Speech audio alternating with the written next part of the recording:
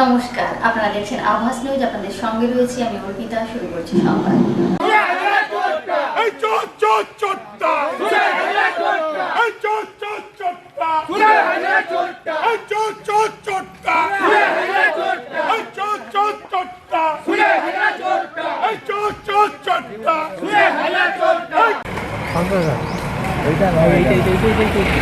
চোর চোর চোর চোর বালি চোর কয়লা চোর জমি চোর চোর চোর চোর হাইরা চোর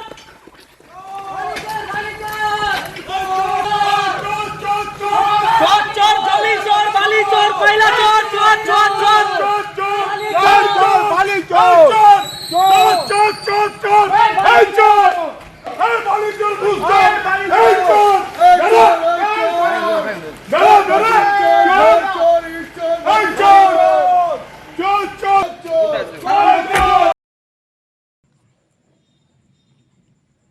রবিবার মেদিনীপুর সাংগঠনিক জেলা তৃণমূল কংগ্রেসের সভাপতি এবং মেদিনীপুর বিধানসভা কেন্দ্রের তৃণমূল প্রার্থী সুজয় হাজরাকে মেদিনীপুর আদালতে নিয়ে যাওয়ার সময় বিজেপি কর্মী ও সমর্থকেরা চোর চোর স্লোগান দেন। শালবনী থানার পুলিশ শনিবার সুজয় হাজরাকে গ্রেপ্তার করেছিল। তার বিরুদ্ধে জমি সংক্রান্ত দুর্নীতির অভিযোগ রয়েছে। সুজয় 2021 সাল থেকে মেদিনীপুর সাংগঠনিক জেলা তৃণমূলের সভাপতি হিসেবে দায়িত্ব পালন করছেন। তিনি মেদিনীপুর বিধানসভা কেন্দ্র থেকে নির্বাচনে প্রতিদ্বন্দ্বিতা করেছিলেন এবং বিজেপির শঙ্কর গুছাইতের কাছে প্রায় 38,000 ভোটে পরাজিত হন। রবিবার তাকে মেদিনীপুর আদালতে নিয়ে যাওয়া হয়। এদিন আদালত থেকে নিয়ে যাওয়ার সময় বিজেপি কর্মী ও সমর্থকেরা চোর চোর স্লোগান দেন। এমনকি তারা সঙ্গে করে ডিমও নিয়ে এসেছিলেন। বিজেপির অভিযোগ, ক্ষমতায় থাকাকালীন সুজয় হাজরা সাধারণ মানুষের ওপর ব্যাপক অত্যাচার চালিয়েছিলেন।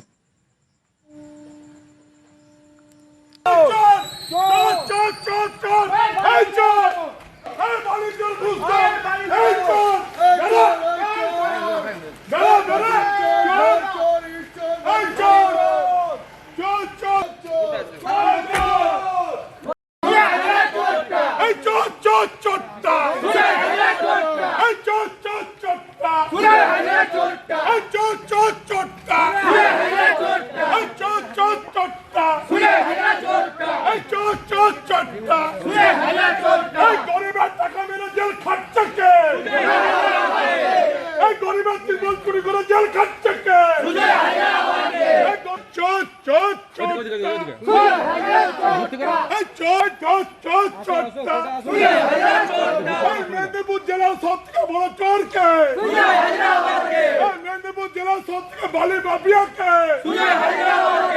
মেদিনীপুর জেলার সব থেকে বালি মাফিয়াকে চোর চোর চোরটা, চোর চোর চোরটা,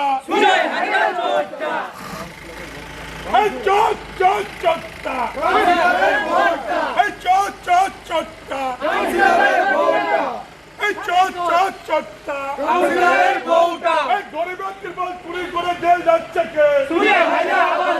গরিবের ঘরের টাকা মেরে জেল যাচ্ছে কে?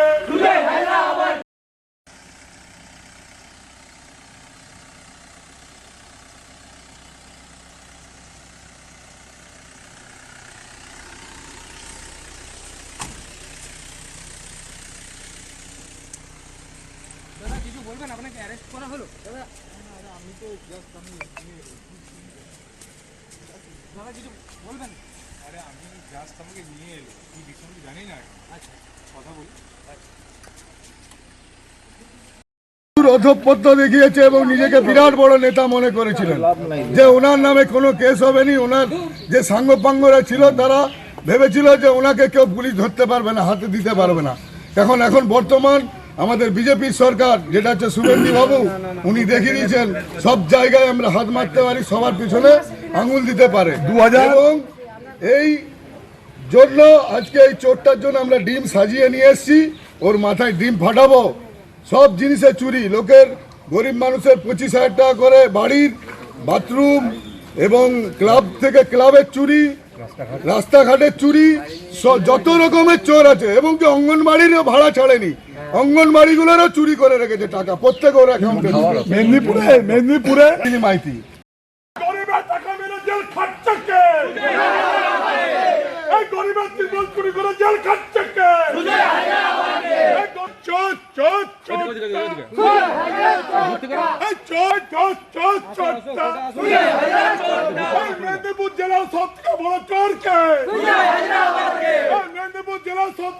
মাফিয়াকে এই মেদিনীপুর জেলার সবচেয়ে বড় মাফিয়াকে এই চোর চোর চোরটা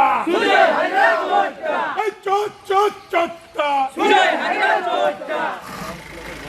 এই চোর চোর চোরটা এই চোর চোর চোরটা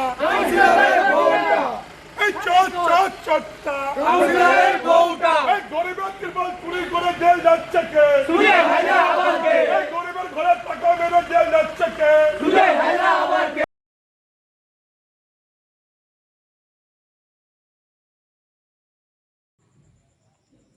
ডিম রাজনীতি অব্যাহত পূর্ব মেদিনীপুরে। নন্দীগ্রামের পর কাঁথিতে গ্রেপ্তার হওয়া প্রাক্তন কাউন্সিলর অতনু গিরি ও পুরকর্মী দিলীপ কান্ডারকে ঘিরে চোর স্লোগান ও ডিম ছুড়ল স্থানীয় মহিলারা। গতকাল রাতে কাঁথি পৌরসভার 7 নম্বর ওয়ার্ডের প্রাক্তন কাউন্সিলর অতনু গিরি ওরফে পানুকে গ্রেপ্তার করেছিল কাঁথি থানার পুলিশ। তারপর আরও একজন কাঁথি পৌরসভার কর্মীকে গ্রেপ্তার করল পুলিশ। সূত্রে জানা যাচ্ছে জমি জালিয়াতির কারণে কাঁথি থানার পুলিশ গ্রেপ্তার করেছে। এদিকে কাঁথি পৌরসভার 7 নম্বর ওয়ার্ডের প্রাক্তন কাউন্সিলর অতনু গিরি ও পৌরকর্মী দিলীপ খান্ডার কাঁথি থানা থেকে বেরোনোর সময় স্থানীয় মহিলারা চোর চোর বলে বিক্ষোভ দেখায়, এমনকি ডিম ছুঁড়ে মারতে থাকেন বিক্ষোভকারী মহিলারা। যদিও এই বিষয়ে পুলিশের তরফ থেকে এখনও পর্যন্ত কোনো প্রতিক্রিয়া পাওয়া যায়নি।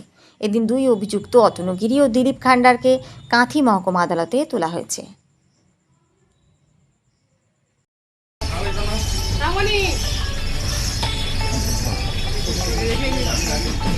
গৌতম, তুমি কি যাবে?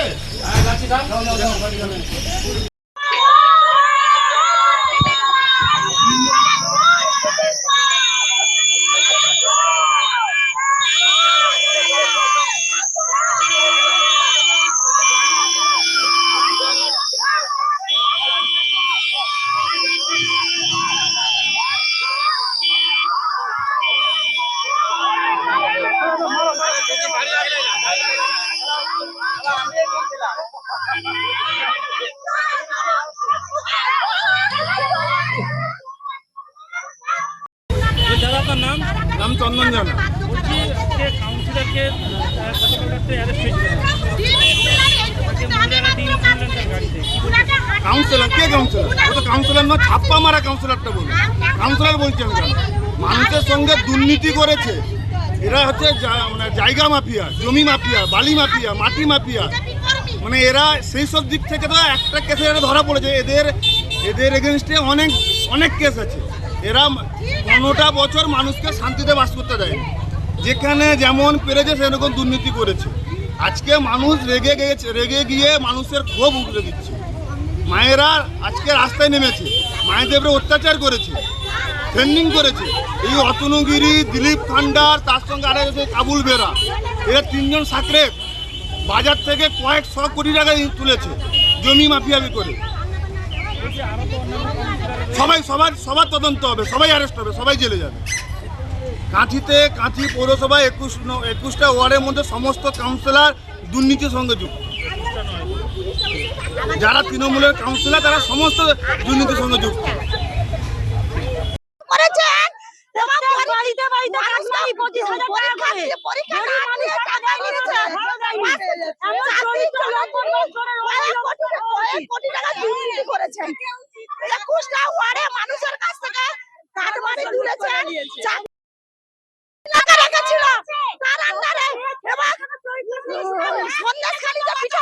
পিঠা যে বানানো হয় সেই রকম এখানে 21টা ওয়ার্ডের মধ্যে 21টা ওয়ার্ডের মধ্যে দরকার নেই। এমন একটা কাটমানি মানে লোক থেকে এমন অবস্থা হয়ে গেছে ওনাদের। আজকে ভগবান ওনাদের 10,000 অবস্থা করেছে। যত মহিলাদের সঙ্গে ওনাদের সঙ্গে স্বামীদের সঙ্গে ঘর বাড়ি 19 খানা মেয়ে রেখেছিল তার কাছে। পিঠা বানানোর মতন সন্দেশখালি যখন পিঠা বানানো হতো এরকম তার বাড়িতেও 19 খানা মেয়ে রেখেছিল পিঠা তৈরি করার মতন। প্রচুর হয়েছে। ওনাদের তখন এত দাপট পুলিশের নেতা ওনাদের সাথে আসেনি। আমরা করে নয়। কয়েক কোটি টাকা 21টা ওয়ার্ডে মানুষের কাছ থেকে, গরিব মানুষের কাছ থেকে তুলেছেন চাকরি দেবেন বলে। আমার নিজস্ব জায়গায় অন্যকে জায়গা ঘর করিয়ে দিয়েছে। সরকার ছিল টিএমসি সরকার, যতবার রিপোর্ট করেছি খালিজ করে দিয়েছে।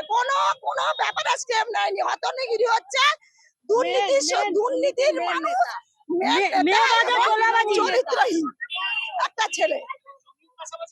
হ্যাঁ, জমিও দুর্নীতি করেছেন এবং চাকরিও খেয়েছেন এবং চরিত্রহীন আর দুর্নীতিও করেছেন।